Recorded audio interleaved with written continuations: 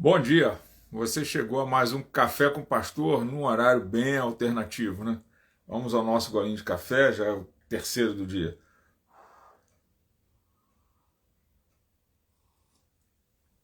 Eu possivelmente não vou encontrar muita gente online agora, então a parte dos bons dias vai ficar para depois. Então hoje é o literal bonjour, né? Que serve mais ou menos pro dia todo aqui no Quebec. Ó, mas aí, a Tamires entrou aí, ó, que surpresa. Então, irmãos, a minha oração de hoje é. O Bilim também entrou, que bom, que legal. Minha oração de hoje é pelos irmãos que estão com sede de Deus, né? São muitos, graças a Deus.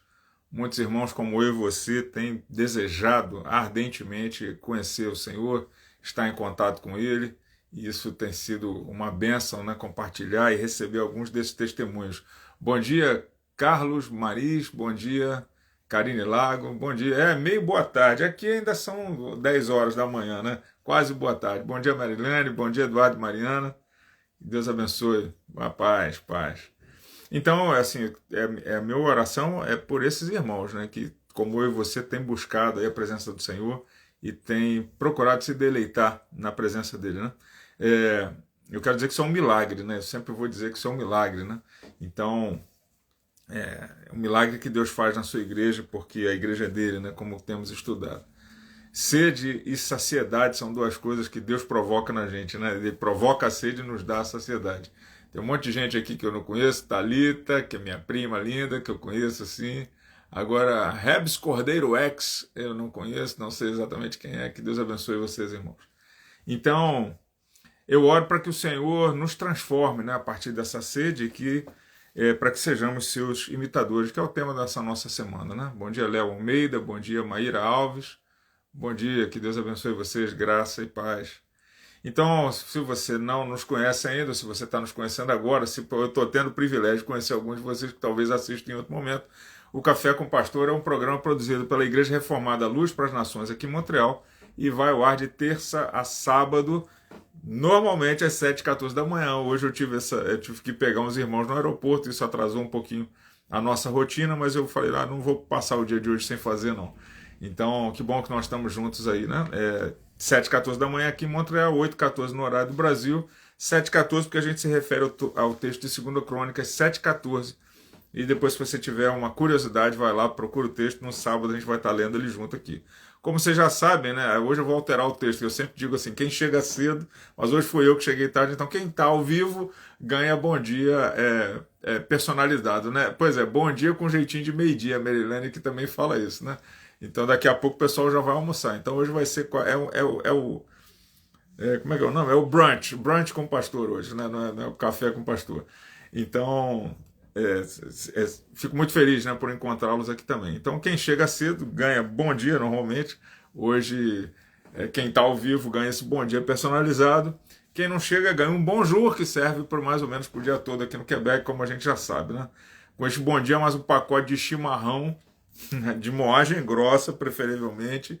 Você vai experimentar um momento de transcendência. Eu tenho aqui a minha cuia de chimarrão, mas ela está vazia há alguns meses e eu estou começando a passar por crises de abstinência terríveis aqui.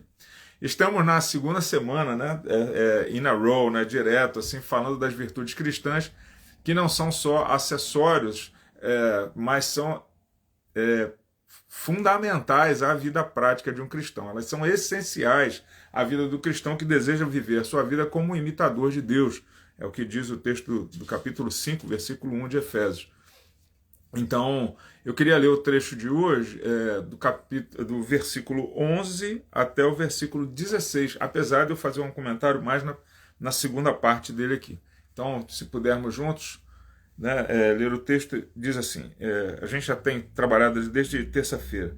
Ele designou uns como apóstolos, outros como profetas, outros como evangelistas e ainda outros como os pastores e mestres, tendo em vista, e aí a atenção vem aqui, né, e tendo em vista o aperfeiçoamento dos santos para a obra do ministério e para a edificação do corpo de Cristo, até que todos cheguemos à unidade da fé, do pleno conhecimento do Filho de Deus, ao estado de homem feito, à medida da estatura da plenitude de Cristo, para que não sejamos mais inconstantes como crianças levados ao redor por todo vento de doutrina, pela mentira dos homens, pela sua astúcia na invenção do erro. Pelo contrário, seguindo a verdade em amor, cresçamos em tudo naquele que é o cabeça, Cristo. Nele, o corpo inteiro, bem ajustado e ligado pelo auxílio de todas as juntas, segundo a correta atuação de cada parte, efetua o seu crescimento para a edificação de si mesmo no amor. Sabe aqueles memes que aparece um cara com a cabeça explodindo assim, mind-blowing, né, que a gente fala, né? É mais ou menos como eu fico quando eu me deparo mais uma vez com esse texto de Efésios. Eu falei já do meu apreço por ele, né? Ontem no culto de oração eu não pude falar de outra coisa senão falar desse texto mais uma vez, né? Então, no versículo 11, antes até do versículo 11, a gente vê que Jesus sobe aos céus, né? E graças a Deus por isso, aleluia, né? Deus, ele é digno de toda honra e toda glória.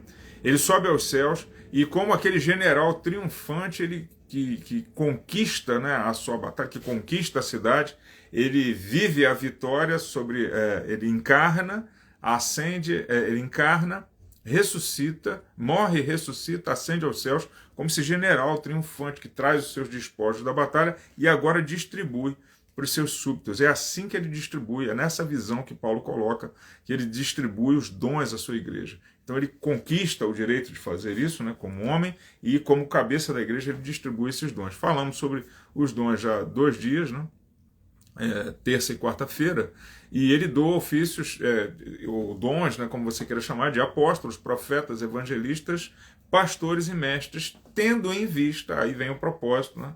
O primeiro deles a primeira característica aqui no versículo 12 é o aperfeiçoamento dos santos. Então, levando em consideração o sentido da palavra aperfeiçoamento na língua original, né, que é a língua grega, e dentro da cultura grega, da maneira que que a palavra que vai ser traduzida como aperfeiçoamento era usado, efeito similar acontece em Hebreus 13, 20 também. Esse aperfeiçoamento tem a ver com o seguinte sentido: acertar aquilo que estava ruim. Deixa eu mutar aqui o meu computador.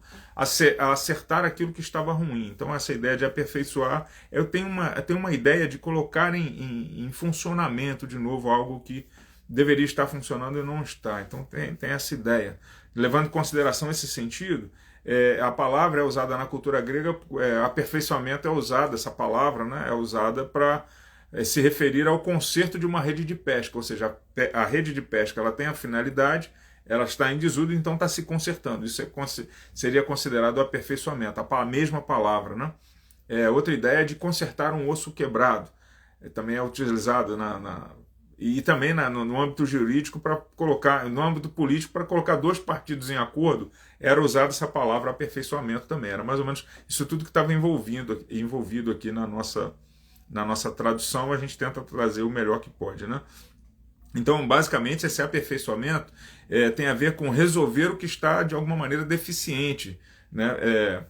Capacitar, preparar os crentes, equipar a igreja. Tudo isso está escrito. Ele designou os apóstolos, profetas, evangelistas, pastores e mestres para aperfeiçoar, levando em conta todo esse sentido aí da palavra, né? Essa capacitação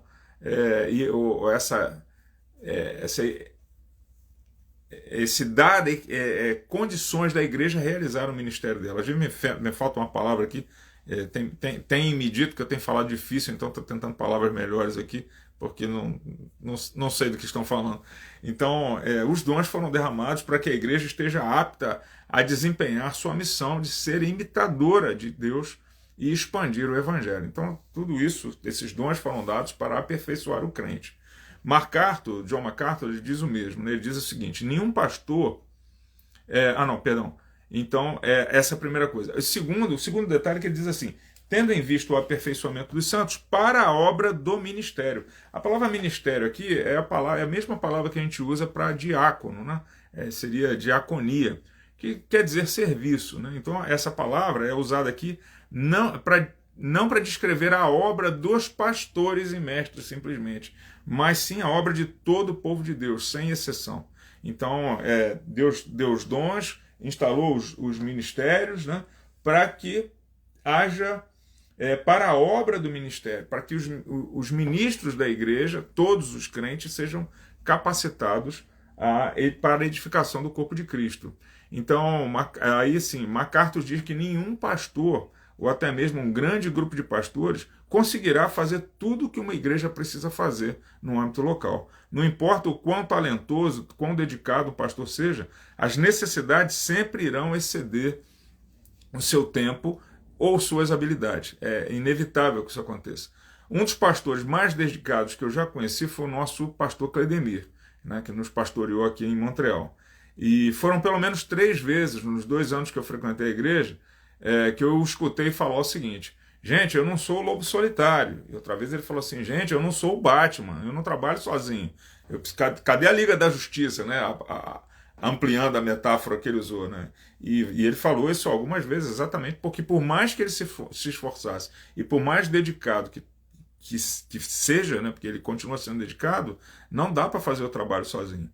E ele estava dizendo isso, e Paulo também está dizendo a mesma coisa, está nos ensinando que esta obra de expansão do Evangelho é uma obra de toda a igreja. Né? E para quê? Para a edificação do corpo de Cristo. Então, nosso querido reverendo Hernandes Dias Lopes diz o seguinte: a finalidade do exercício dos dons é a edificação da igreja. Estou de acordo, diz ele, com John Stott, quando diz que todos os dons espirituais são dons para o serviço. Não são dados para o uso egoísta de alguém, mas sim para o uso altruísta, isto é, para servir a outras pessoas. Então, quando Deus dá esses dons para a gente, quando Jesus distribui os dons à igreja, não é para que fiquemos cheios de nós mesmos, mas pelo contrário, para que usemos esses dons para servir ao próximo. E essa é uma obra que não se faz sozinho, essa é uma obra que se faz como corpo. Então, relendo aí, lembrando aqui dos versículos 13 a 16, e eu já fecho, né? O Senhor nos aperfeiçoará até ficarmos iguais a Ele, é o que diz o texto. Estou fazendo um pequeno resumo. Se não totalmente nessa vida, na próxima, mas é certo que ficaremos iguais a Ele. Ele fará isso para que tenhamos aquilo que o reverendo Lopes chama de estabilidade espiritual. Deus, através dos dons, através dos ministérios, através dos pastores, dos mestres, dos evangelistas, dos apóstolos e dos profetas, Deus dará capacidade à igreja para aprender sobre Deus ao ponto de estar espiritualmente estável, não como crianças, como diz o texto, que vivem atrás de modismos, né, buscando cada hora uma inovação na igreja. Eu vejo que muita gente que faz Instagram hoje tem sempre uma sacada que ninguém nunca percebeu ao longo de 2000 anos de cristianismo. E eu fico assim, não soa, me soa arrogante. Ninguém nunca percebeu essa coisa no texto e agora, com 20 anos de idade, você está sacando tudo, né? Então, sei lá, eu acho que às vezes é muita busca de moda, sabe? Então, para que não sejamos como crianças, é isso que o texto diz e é com ele que a gente fica. Para que não vivamos de modismos em modismos, de frenesis emocionais em frenesis, de êxtases em êxtases, achando os cultos frios, como tantas vezes a gente escuta falar, só porque o culto foi frio. Por quê? Porque só foi exposta a palavra de Deus, o ministro de música não mandou a gente fazer nada esquisito, as músicas que ele pregou eram bíblicas, e a gente acaba avaliando o culto de uma maneira ruim, porque somos infantis nesse sentido, né? Estes que vivem inconstantes têm sido levados pelas mentiras dos homens. Também diz aqui no texto que eles são especialmente astutos para inventar o erro. Olha quanta bobagem a gente escuta aí, às vezes com uma cara de fundamentação teológica. Então a gente não deve viver dessa maneira. Deus instituiu os dons, instituiu os ministérios na igreja e deu os dons e capacitou os ministros para que eles tenham a responsabilidade de expressar a verdade bíblica, não ficar inventando história, porque alguns, como diz o texto, são especialistas, são astutos para inventar o erro. E se a gente não tiver estabilidade espiritual, a gente vai cair na lábia deles. A palavra nos garante que se seguirmos a verdade em amor, cresceremos em Cristo, até que a estatura de Cristo, seremos como Ele, transformados, viveremos de maneira santa. Eu lembro até que o John Wesley vai criar uma teoria, né, que ele mesmo não conseguiu realizar. Então eu não sei se é possível na prática, mas ele vai dizer, olha, não há nada que nos impeça de sermos santos ainda em vida, só a nossa vontade e o nosso pecado. Não estamos mais presos pelo pecado. O princípio está correto, mas infelizmente nem ele conseguiu, julgou ter conseguido, nem o apóstolo Paulo Mas fica aí a gente lembrar que a única coisa que nos impede é a nossa própria vontade. Não estamos mais presos pelo pecado. Então, a palavra nos garante, volto a dizer, que se seguirmos a verdade em amor, cresceremos em Cristo, unidos como igreja, atados, lembra da palavra atados, que é aquela coisa da amarra, né, ou dos tendões, como um corpo muito bem ajustado e edificado. Um corpo muito bem ajustado, ele tanto é edificado quanto edifica. Então essa função dupla, né, do corpo. Este corpo bem ajustado tem como cabeça o próprio Cristo.